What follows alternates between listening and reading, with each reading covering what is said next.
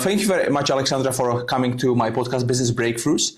Would you mind by start opening up what is it you are doing currently? I know you are based in Sydney. We met recently in a conference in Cairns. And then would you mind just sharing with everyone who is listening, what is it you do so we can get to know you a little bit more?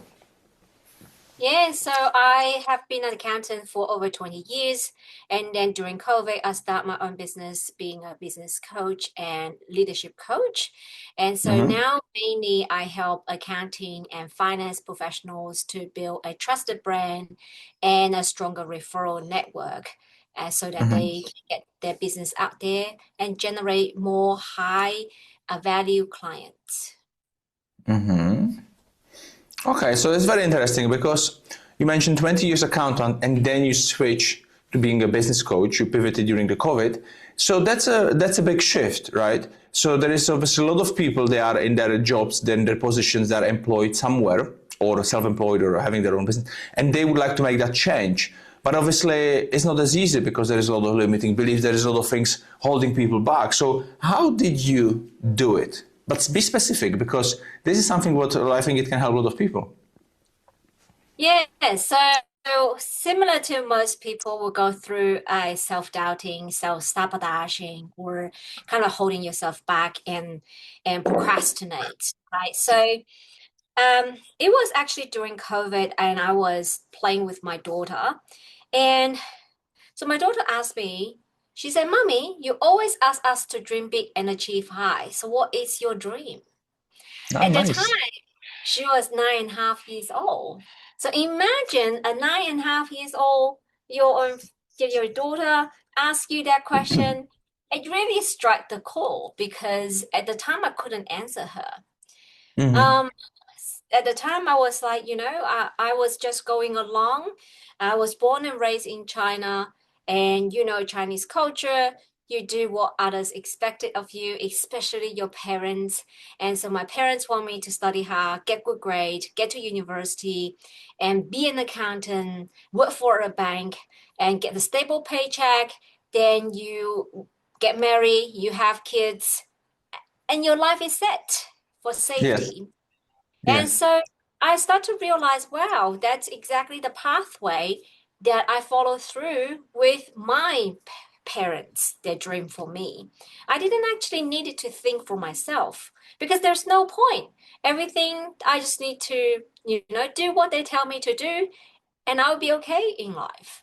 Mm-hmm. And so that was a pivotal moment for me to realize that if I keep doing what others expected of me, being a people pleaser, then my children, my next generation, are going to follow my footsteps instead Mm-hmm. of follow their own dreams. So Mm-hmm. you need to, in terms of those people who are changing, you got to think about why you wanted to make that change. For me, my why was very strong. I need to be like a chain breaker, a change maker, a breaker to Mm-hmm. break these generational patterns of doing what Mm-hmm. others expected of you. And so that Mm-hmm. my next generation can do follow their own dreams. So that is Mm-hmm. one thing, understand why you wanted to change. And when you make Mm-hmm. the decision that you wanted to change, the next thing is, can I make the change? Right. And so at that time, I was procrastinated for about 4 months. I wanted to change, but didn't know what I can do, how I can add value, what change do I really want to make. I didn't even know what my dreams are. And Mm-hmm. so I was driving to pick up my to do a COVID vaccine at the time. And so at the time that I was like, it was a long drive to get my COVID vaccine. And so I turned on a podcast, and it happened to be that podcast. It was Jay Shetty interview Bob Proctor. So I don't know whether Mm-hmm. you know Bob Proctor or your listeners. Do you know Bob Proctor? Yeah. If you do, put in the comments. And he's amazing human Mm-hmm. being, self-made multi-billionaire. And Mm-hmm. and in that podcast, I heard Bob Proctor said these words. and deeply resonated with me about the life that I was living. He said, most people play so safe in life that they tiptoe through life and hope they can safely make it to death. Mm. And I was like, oh my gosh, how did he know me so deeply? That was me, a perfect description of Alex at the time. As an accountant, I play so safe. Everything has Mm. to be by the book. Everything has to be laid out. Everything has to be analyzed, right? I have a big Excel spreadsheet. What is the pros and cons of every Yeah. decision? And I need to evaluate it and I sit on it. I need to sleep on it before I actually make any decisions. And I start to Mm. realize that, wow, I play so safe in my life for every decision that I make. At the end of the day, we all die one day. And Mm. so, what do you want to leave behind? What is your legacy you want to leave behind? How do you want people to remember you on your deathbed?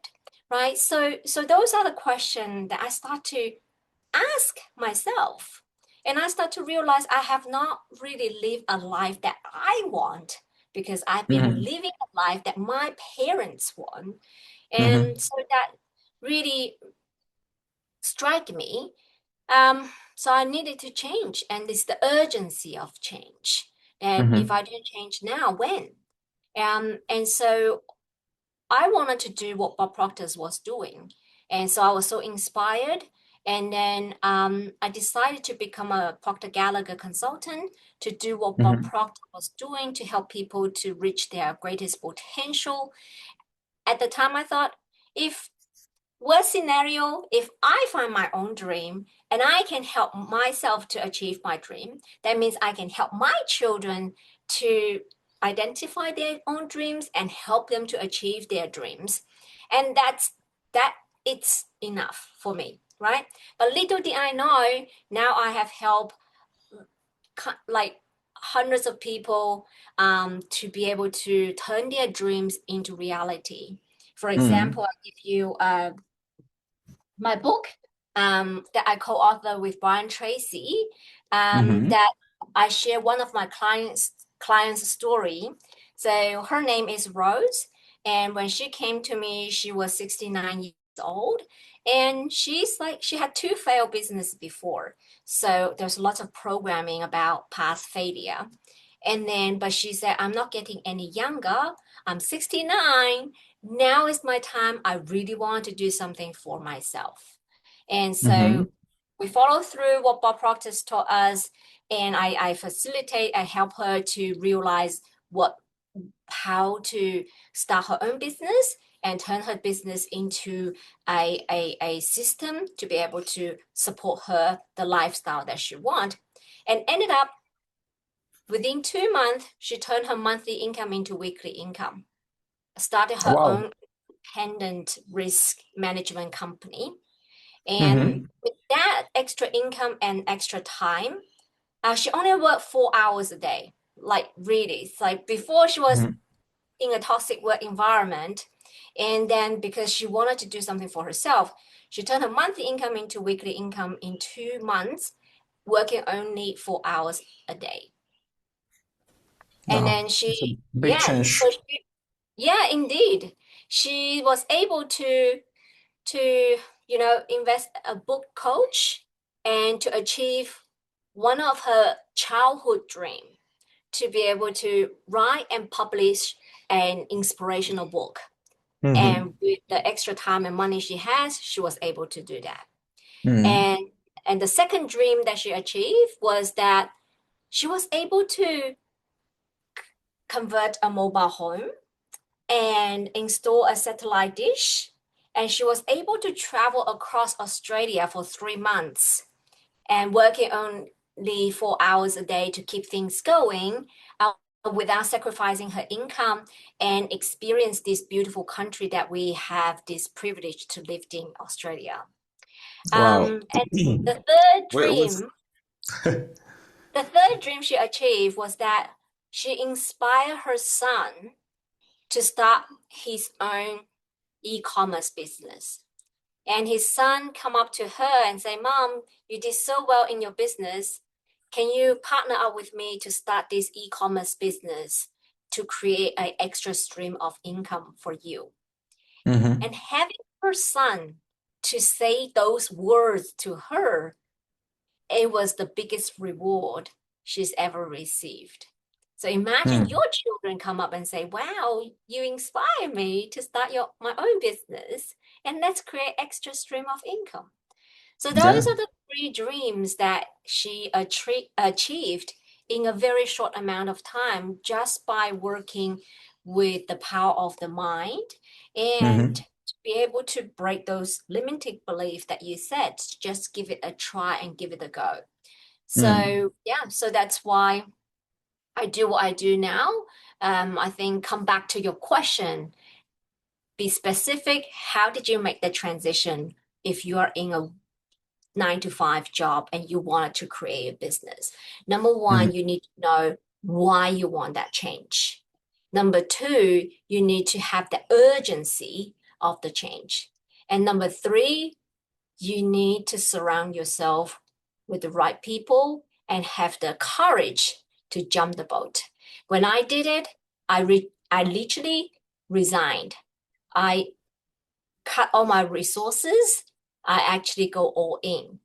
That's how I did it, because I always believed in, if you wanted to do something, you gotta go all in. You can't go half in and half out. But some people, they might not be in a position to be able to resign and jump straight in. Then you need to work out a plan, but you need to make a decision that you gotta go all in. And so those are the 3 elements. You got to understand your why. You got to have the urgency. You need to do it now.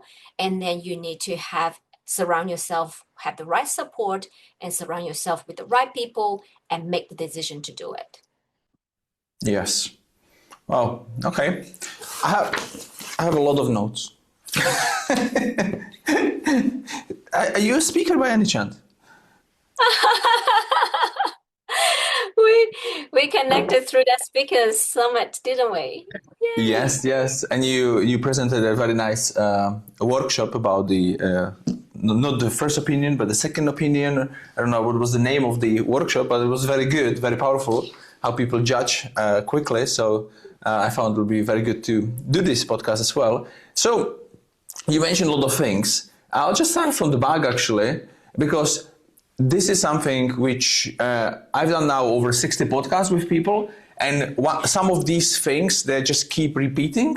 And you said in here how to change in 3 steps. So you said you need to know your why, you need to do it now, urgency, and you need to have the peer group, the people around you who can help you and support you. And that's, I just wanted to put emphasis on that, because that's something what people need to realize, that these are the steps which they can do, everybody can do, but like a lot of people forgetting about the last one of having the people around them. So they would go through some exercise. They're like, okay, now I know why I want it. They'll do it. They'll make the change. But after obviously changing from one, I don't know, business to business or employee to business, doesn't matter what the change is. People realize that actually it's not that easy, and they're gonna go down with their emotions. Things are not gonna go as well. Not everything always all goes up. And if people are missing the last key part of the people, it's very difficult to do it alone. And that's why, you've been on the conference, I've been on the conference, we connected with a lot of other people, because these moments helps us to keep moving forward, even if it's difficult at times. So you said it very nicely. Well, I just wanted to repeat that, because it seems like this is kind of going more often to people. So just that they realize. I really like what you mentioned in here about your daughter. She was 9.5, because my daughter is 9.5 now. She get you thinking. And then I think like people who have the privilege and they have a children, it's a really good motivation to do much more things than not have them. I have that one example when my children were young. And then my wife, she would go to our country, to Czech Republic, to do a passport for them, like a European passport. So she would go away for a month. And then I I was working in a job and then also had my food truck business. And then I was telling myself, now they'll be 1 month away. Now I have a full focus. I don't have a distraction, no kids, I nothing. I can work, like almost all day and it was exactly opposite.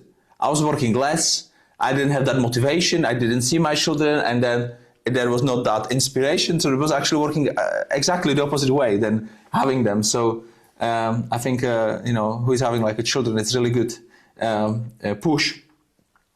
You also Indeed, they mentioned, are such a yeah, blessing to us, such a blessing to have children, and they give us a lot more inspirations and they show us how to have the curiosities, like how to have the courage, and they have no fear, right?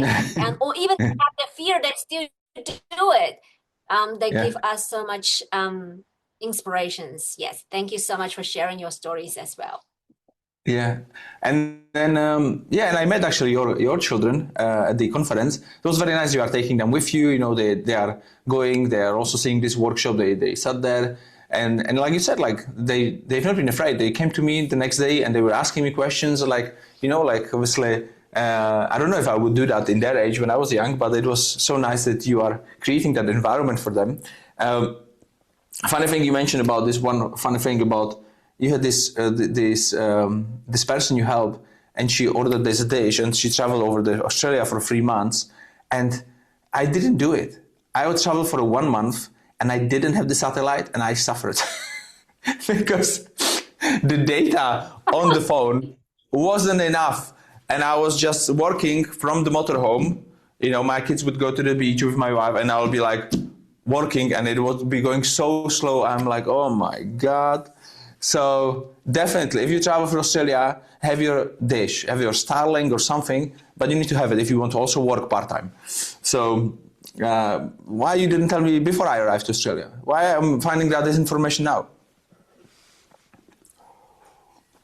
Oh, that's so funny. That's so true. Yes, the internet, it's quite slow at some places, so you do need to plan ahead if you want to work remotely. But well done, Vincent, for you to be able to set up your business so that you can travel and, so that you can work yourself out of the business. And that I think that's exactly what you can add value to the business owners that you help with to build a business that you can work on the business rather than Yeah. business dependent on you. Absolutely, yeah, yeah. That's exactly what at the moment we are doing. Like we are just going next Tuesday to Romania. We are running a mastermind, so it's gonna be 14 of us, like a business owners, and the idea is, like to working on the business. So it's for 5 days, full 5 days, and people are in the room. We do some exercises, and it's just to kind of realize them that they need to be thinking differently and the topic, actually, it's branding. So we will be focusing on branding, and which actually I have a question for you in here, because you mentioned your book, Cracking the Business Mastery, and you mentioned Brian Tracy. So obviously Brian Tracy, it's a big name. So how did you come up about to write the book with him, the co-author of the book? How did that come about? Because this is something which I teach a lot through, especially the mastermind we are running next week. It's branding by association. Because I know Brian Tracy, and let's say I wouldn't know you, but because I would check the book, I would see Brian Tracy, so I would pick up the book and be like, oh, okay, what's that book about? And then through reading that book, I would find out about you, and then I would connect it, and it's branding by association. Someone I don't know, someone I know, connect them together, and now I also know you, and now you'll be an expert in that field. So how did you come up about that? Yeah, I think it's really the right timing. And also, you gotta have the courage to do it as well. Mm-hmm. So this opportunity come because I was in a peer group that Mm-hmm. someone had this opportunity and introduced me to this opportunity. And at the time, Brian Tracy, he just recovered from a health conditions and he also got out of the market. And at his time, he's not looking for more money or more things to have in his life, but he has a desire to help the emerging leaders and Mm-hmm. emerging speakers to build a brand and to support them, they Yes. get their message to be heard, right? So because I think that because I have association with Bob Proctor, and Bob Proctor's a great friend with Brian Tracy, so philosophically we are in alignment with the line of work that we do. And then number two, it's right timing, because at the time he wanted to support these emerging speakers, emerging leaders, and provide them a platform to be able to get their message out there. So that is a timing, the second thing. Yes. Number three Yeah. is actually about you having the courage to give it a go. When the opportunity presented to me, I was like, who am I to apply for it? Oh my gosh, like he's Brian Tracy, it's up there. Well, he even wanted to talk to me. Lots of limiting beliefs, lots of self-doubt and negative self-talk went on in my head. And I need to be able to believe in myself that I just need to give it a go and give it a try. You never know. So nothing will happen if you do not take action. Even the opportunity present right in front of you, nothing will happen if you do not take the opportunity. So I'm so grateful at the time that I took the opportunity and have the courage to put in the application and went through the interview process and went through whatever that process was. And then my application went through. The same thing with, I had the opportunity to spoke at the Global Speaker Summit. And that is another brand building exercise, because when you are speaking on the global stages, then you elevate your brand. People will automatically see you as an authority in that field because you are speaking on that topic on a global stage.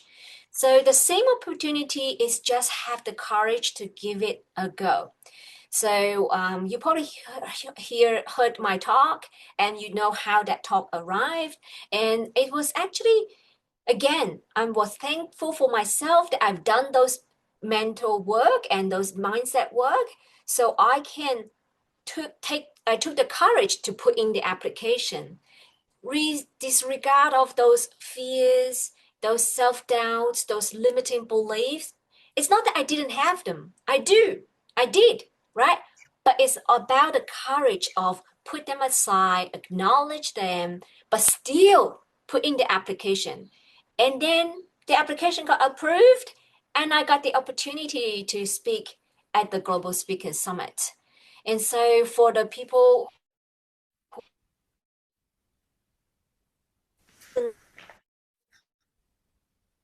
an opportunity, really need to take action. It's not them, but put them aside and still do it. Absolutely. Yeah, it's all about taking action. Yeah, I'm a big believer in that. Absolutely, it's a lot of people wants to learn, but there is a lot of learning, and I see it often. And then they just go from one course to another. They just learn, but they don't do anything, or they try for a bit and it doesn't work. So with that, I actually had a question, because you mentioned two things, which actually the one about the speaking and building an authority is actually another mastermind I'm running. It's in June in Scotland, because it's another topic which we are covering. We have like a four engine framework where we cover 4 different topics. If people follow those 4 things, they're gonna get to their first million with their business.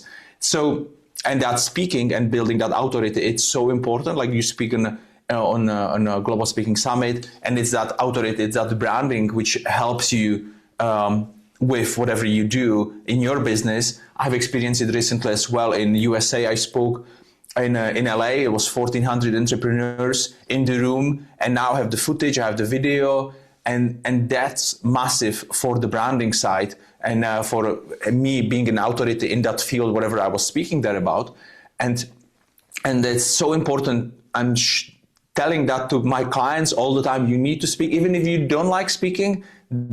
doesn't matter. You need to learn it and you need to do it, because especially with AI now, you don't know what's real and what is not on social media. So the only things what's going to be different, it's you, how good you are, because AI is not going to really replace yourself, like your values or how you can engage with the room. That's going to be very difficult. So then that's a big chance for people to learn how to do it. And then also, you mentioned, I just have a question about that. So you joined Bob Proctor, and then obviously you start learning from him, then you start helping people with his teachings. And then you said that the Brian Tracy knows Bob Proctor, so then the opportunity came around, you did the application. How long was that in between you joining the Bob Proctor and you writing the book? How long was the time? About 2 years in between. 2 or 3 years in between, because Yeah. I need to learn, and I already started doing it, and then the opportunity come. But when the opportunity come to application, and that's probably just when it arrives to I know that I result I'm in the book. That's about like 2 months about the whole Yes. application process. Yeah. Yes. Yeah. But I ask this question because some people, they think they will join some community, and being a teach by Bob Proctor, you have to pay, you need to invest money, right? So it's like with everything, like I invested a lot of things with Tony Robbins, a lot of different events, and now I'm doing with JT Folks, a lot of different things. And you need to pay in order to be surrounded with, successful people and learn from them. That's normal. And I see, and I had that in the past as well. I would join, I would be there for 6 months and something like that. And I'm like, nothing is really happening. I'm learning, but, I'm building those connections, but like it's nothing really happening, which I can kind of physically, either more money in the bank, or like you have the book or something. And then a lot of people will give up in those moments. But it's like I wanted to just hear like how long did it take the opportunity to arrive, because sometimes it takes 2 years, sometimes it takes 3 years before something happens, but we just need to keep going because we don't know where it's going to come from. And I also have an example of myself. I joined the community, and then we pitch property deals. I do not only property deals, business deals. You can do whatever you want. And then the community is quite big. There's around 400 investors. And then I can pitch a property deal. And then I pitched last year, I joined the community in March, and I pitched last year 4 different property deals, and I didn't get funded any of them. I had one interest, but it didn't happen. So, and then in order for me in that community, I paid a lot of money. And I'm like, okay, the idea was I'll join, I can pitch those property deals, and then they'll get funded, and I'm gonna fast track my progress with the property side. But then I pitched 4 times, and it never happened. But I was watching other people, how they are pitching, what they are doing. I also asked the staff, like, shall I do something different? What shall I do? And then I changed a little bit the approach, but especially I was doing what they were saying. You need to build the connections with those people anyway. It doesn't matter if you are here, you paid, but if nobody knows you, it's still the same. So you need to build those connections. So I was focusing on that. And I pitched again 1.5 months ago. Actually, when I was in Australia, it was funny because I had to wake up quite early. I was there outside. I took from the motorhome. I was very lucky. I had the signal. I sat there on the bench and I was doing that pitch. And there was this mosquitoes or something on me, and I'm like pitching, like trying to be still, and oh my God, it was like 6 a.m. or something. And then, and the funny thing is, then I done the deep dive where you share more about the deal. And then actually 2 days ago, I got the wire from the guy from Australia, who I met him in person because I was there. And he's from that community, and he invested into this property deal. But it took a year before first person invested. And now it's going to be easier because the first one built a trust with me, and now it's going to a little bit snowball. But I just wanted to mention that like it takes time. So if some people think like I'll join and it's going suddenly everything's going to come easy because I paid to be in the community, it's not like that. It takes still time, right? Indeed. And you need to have not patient. And, I like Bob Proctor used this metaphor. If you want the warmth, in Scotland now it's very cold. You flew back from Australia to back to Scotland. It's cold over there, and when it's cold, and you need to keep putting in the woods and putting in the fire so that you can have the warmth. So Yeah. imagine the work that you are doing when you're putting the wood in, chopping the wood or putting have immediate results right now. So that you have to keep doing it, but still have the vision bring to you. So it continuously putting in the effort and the vision in your mind of the end result that you wanted to have and achieve. And be patient in the Absolutely. process and keep putting in the effort. Yeah. And I love what you said about building that relationship. A lot of time you pay to be in a community, in a mastermind, and have the connection with people who think at a higher level. And you need to be open-minded to be in that environment, to absorb, to learn, and to learn from other people and build that connection and relationship. And ultimately, the outcome will become a side product that it come Yes. along the effort that you put Yes. into. Yes. Yeah. It's funny thing you mentioned about the metaphor of chopping the wood and having the vision. I've done it last weekend, and I'll be doing this weekend again. I was literally chained. I have a chainsaw. I was cutting trees and chopping the wood. So this winter I'll be actually warm in my living room because we have a stove there. So when you come to Scotland, you are happy. You're more welcome to stay in our house. So you'll see what I mean. Because I have actually about the relationships. You met Larry Long, right, from USA? Yeah, yeah, he's very like he speak with everyone. He laughed a lot. He's super nice. So I met him in UK at the conference, and he's coming in June now in Scotland. He never been. So and then he's gonna be staying in my house actually for over a week with his wife. So they can travel around the Scotland, and he's gonna be speaking in our professional speaking association in Edinburgh because I'm president for that. So I invited him to come, and that wouldn't happen if I wouldn't be building those connections. So it's so important to stay in touch with people and build those. I have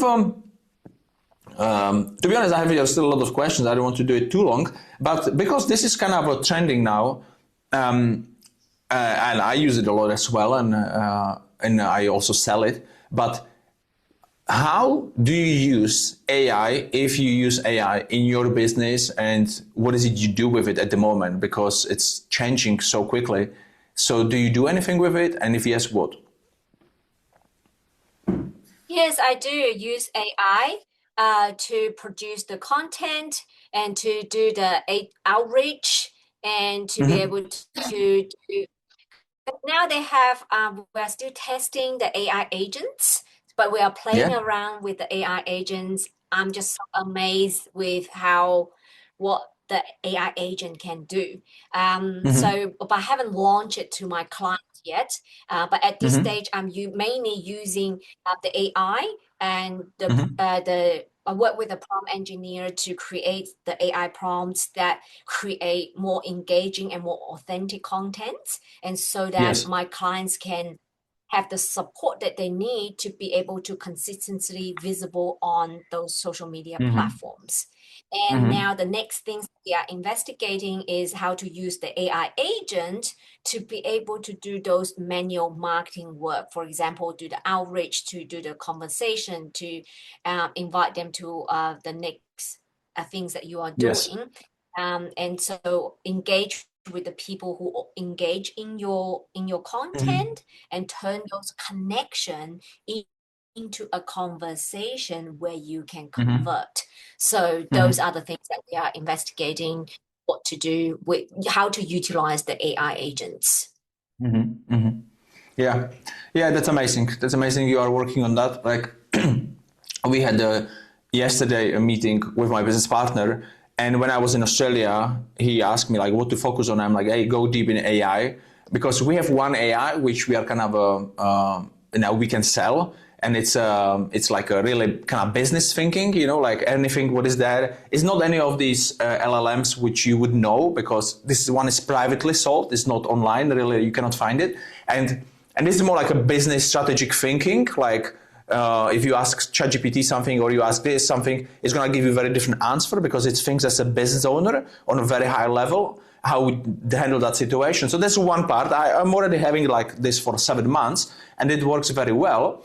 But then yesterday, Louis showed me all the different things which are out there. And he was showing me yesterday, I'm like, wow, we can do all of that? And he's like, yeah, we can do all of this. What do you want to do? And I'm like, I want to do this, this, this, and this. And he's like, okay. So this is the process, what we need to do. And it's not that actually not as difficult. It needs some effort to put into it, but my business partner is very smart. So basically we'll be launching on, we had to buy a new laptop. I mean, he bought a new laptop because like 8 giga, 16 giga RAM is not good enough anymore if you have a lot of AI agents running, when behind your scenes. So he bought the new laptop for that. And then, like you said, the outreach, we'll be actually launching from next week, like on LinkedIn, that it'll be reaching out to all of my connections. So you'll see the message from me, but the AI agent so smart, if not just like a normal automation, because we tested yesterday and we said like, okay, we just prompted like, hey, send the message to me and ask if I would be willing to go on call and we can discuss what AI tools out there and what you can use. And obviously it did. I confirmed. I said like, yes, let's do a call. And then we said it again through another one. And it says, yeah, I can send them the message, but you already asked. And they replied, yes. Do you want him to send the calendar or timings of your availability? Because normal automation would just send another message. But this one read the message, thought about it, and then like, okay, I'm not going to send the same message. It'll be stupid. So smart. And the same we'll be doing on Instagram, because you can connect actually the DMs with the ManyChat now with the agents. So smart. So smart. Yeah. Indeed. Yes, so I'm so excited for what is to come with the AI. The development is coming across so fast. And I think it's for us, as what I'm seeing the future trend is to be able to have the emotional intelligence to be able to cope with the change. It's coming so fast and easily get you overwhelmed or get you fear, maybe, AI may replace my role, whatever that may be. So it's really about how can you connect with your audience, connect with your prospect at the emotional level. It's the next big things I'm helping my community to build is emotional connections. And that is what it's going to make you as a human to stand out from the AIs that is going out everywhere, that your competitor is using. So what makes you special is the emotional connection. Absolutely. Yes, that's what we are building in here. So I think we are good. We are 40 minutes in the podcast. It's unusual. I usually do like half an hour with people, but you had so much to share. And because you shared so much, I have so many notes. I could ask you for another an hour, but we'll wrap it up in here to not have it so long. So thank you very much for doing the podcast with me, Alexandra. It was a privilege to have you. Thank you so much for having me. I appreciate you.